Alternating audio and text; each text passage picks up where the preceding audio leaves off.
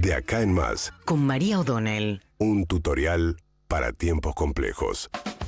Bueno, estamos pendientes todavía del resultado en la provincia de Chubut. Lo que está claro es que el resultado fue muy ajustado, tanto la oposición como el oficialismo diciendo que son ganadores. Sin embargo, el escrutinio provisorio, por lo menos hay que esperar el definitivo, pues son 110.000 votos en un caso, 115.000 votos en otro. Una diferencia muy chiquita. De todas maneras, fueron Patricia Bullrich y Horacio Rodríguez Larreta. Levantaron el brazo del senador Torres como ganador, que todo indicaría que sí. Hay que confirmarlo con el escrutinio definitivo, pero esto le daría a Juntos por el Cambio un triunfo más en esas provincias que llevan muchísimos años consecutivos de gobiernos peronistas, como es el caso de Chubut.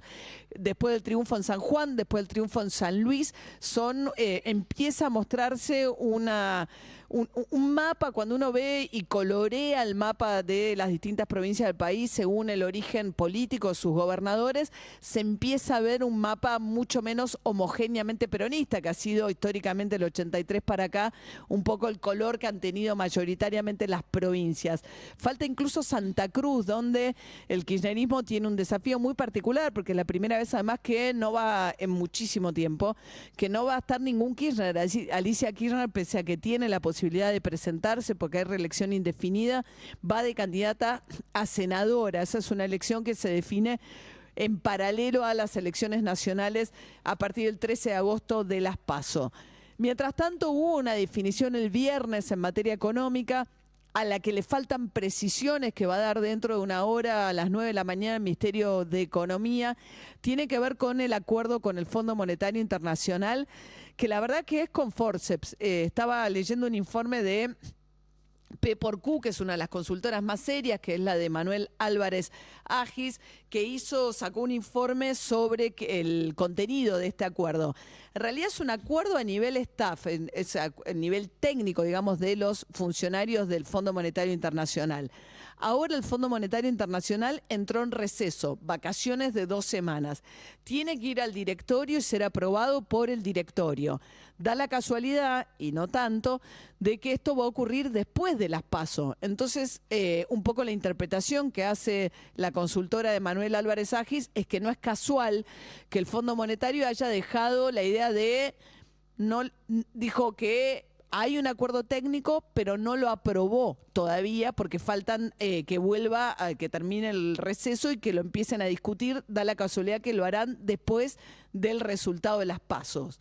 Por eso es que este informe de la consultora dice: nuestra hipótesis es que el organismo está dejando la puerta abierta para poder interrumpir los desembolsos si el resultado de la elección primaria, es de las PASO del domingo 13 de agosto, es sustantivamente desfavorable para el gobierno o si las condiciones económicas se complican aún más. Mientras tanto, le toca a Sergio Massa afrontar un vencimiento de 2.700 millones de dólares. Como el fondo todavía no aprobó este nuevo acuerdo, después de los incumplimientos de la Argentina del viejo acuerdo, debido en gran parte a la sequía, pero no solamente a la sequía, porque el fondo viene insistiendo con que no todo se explica por la sequía. Por esa razón no le manda el desembolso para pagar el vencimiento que tiene. Massa ya había pagado el último vencimiento con yuanes y ahora no tiene todos los yuanes disponibles como para pagar la totalidad de este vencimiento de 2.700 millones de dólares. Una de las cosas que va a explicar ahora a partir de las 9 de la mañana Economía es cómo va a ser para pagar este vencimiento y no caer en cesación de pagos, a la espera que después de las PASO se reúna el directorio del Fondo Monetario y apruebe los desembolsos que le permitirían cubrir los vencimientos que tiene de acá a noviembre, cuando vendrá la próxima revisión.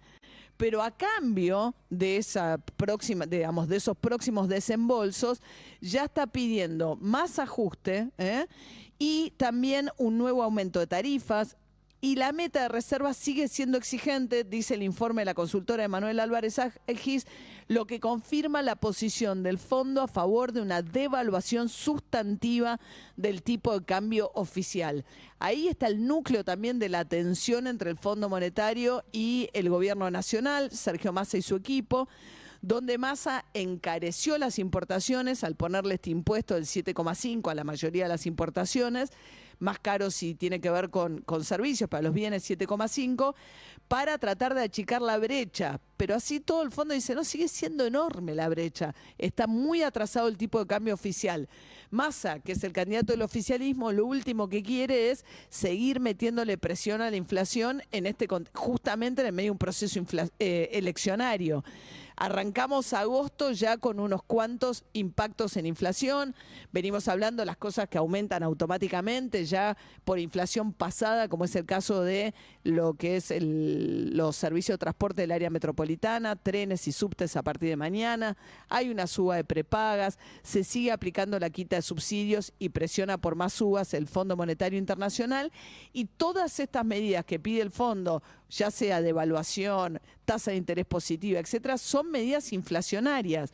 Esa tensión entre Sergio Massa y el Fondo Monetario, también de las miradas distintas a la economía y las necesidades, Sergio Massa había dicho con toda contundencia, pero después parece que se olvidó, es incompatible ser ministro de Economía y candidato a la presidencia simultáneamente.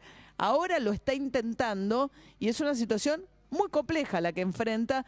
Veremos hoy cuando termine de explicar cuáles son el acuerdo, de qué consiste el acuerdo con el fondo, pero está claro que el fondo no le dio un cheque en blanco, ni mucho menos al gobierno de Sergio Massa, apenas le dio la promesa futura de un desembolso en caso de que cumpla hasta ese momento, que cae justo después de las primarias, con las condicionalidades que puso el Fondo Monetario Internacional.